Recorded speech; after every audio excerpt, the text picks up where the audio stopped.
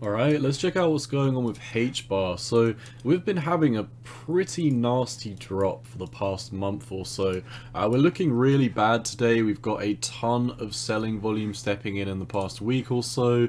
If we come over to the 4-hourly time frame, you can see we're really getting some nasty volume coming in at this moment in time, and it's not really good what we're seeing, because you can see this was your low down here on this wick, which we're currently breaking below. We've only got one more low, and then if we zoom out to the macro time frame, you can see we've got a 786 Fibonacci here, which we've just broken through, meaning that, you know, we're kind of setting up. I'll have to see if we've had a weekly close below this structure, but you've also got one last trend line literally down here. Let me make sure I get the exact point.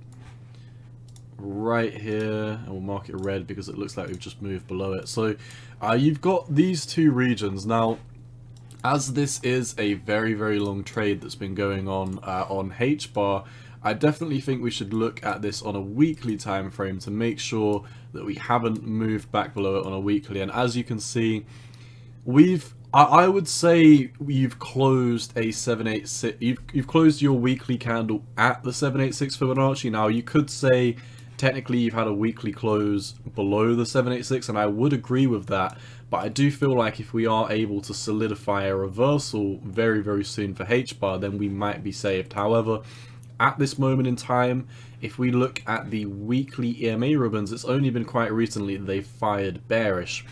Looking at our momentum indicators like the squeeze mom, we have a ton of bearish momentum. It is starting to subside at this moment in time, but you know, while we're pushing below these absolute lows, I really wouldn't be DCAing or hoping the best for HBAR right now. Now, if we come over to your oscillators, you can see the money flow indicator and the RSI respectively do seem like they are extremely close to a bottom. Now, when we previously came back down to here, the money flow indicator was actually a bit higher, which is interesting. But historically, we've literally almost always found a bottom at 20 on the money flow indicator. You can see the worst we've gone before is 7. We went 12 here. So 7, 12, 12. This was 14, and now we're sitting on 20. So I'd say on average, we are in that vicinity where we are about to have a bottom on your money flow indicator. The relative strength index is literally down here in the 22s right now. And historically, you know, the lowest we've gone down is to the high 18/19. So I really do think the bottom is near for HBAR. Now, does this mean that you should be DCAing at this moment in time?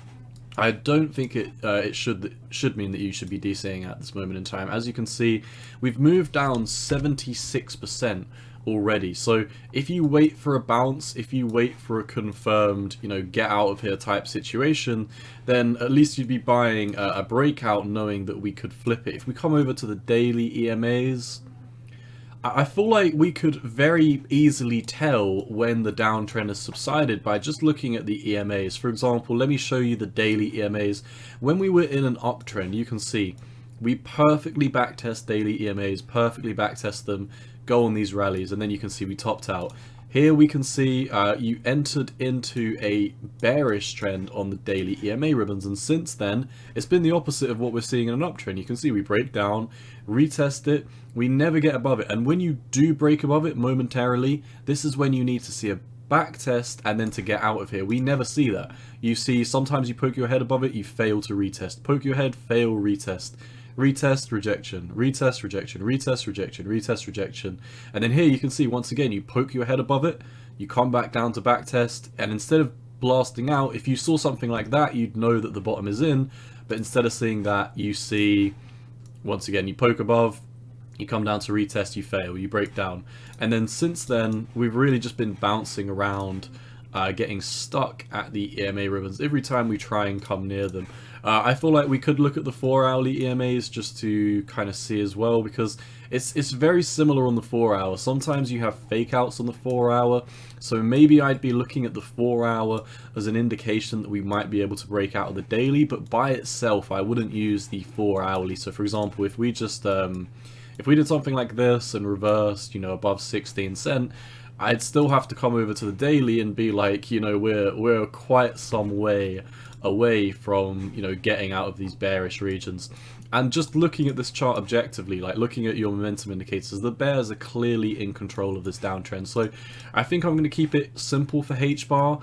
There's a few other things I wanted to talk about. There is a Federal Reserve meeting between the 3rd and the 4th. I think confidence has exited the market. It is all over with what we're seeing with Bitcoin. Bitcoin's dumping. You've got blue chip stocks like Tesla, Coinbase, and Facebook dumping. I really don't think now is the perfect time to be DCAing. I think we should wait until the Fed meeting is done.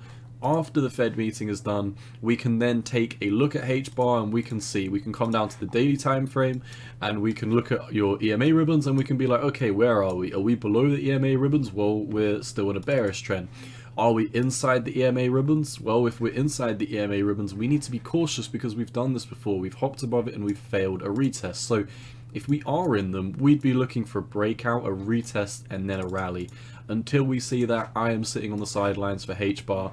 I do think the bottom is near, your oscillators are saying so, but yeah, like I said, definitely wouldn't try and catch the falling knife on this when we are downtrending so very, very harshly and you're coming down to your absolute lows at this moment in time, and it really does look like we are pushing into them. So that's all I've got for HBAR. I would definitely sit on the sidelines until this bearish momentum starts to subside. Once it does start to subside, I imagine the price target will be slightly cheaper for a breakout. You know, like I said, I'd much rather miss the first, what is it? If we were to rally out of here, I'd much rather miss the first 45% rally out of here, because bear in mind, you know, from when people were DCAing all the way up here, even if you pump up 45%, it's still 65% cheaper than the previous all-time high. So we're not out of the clear yet.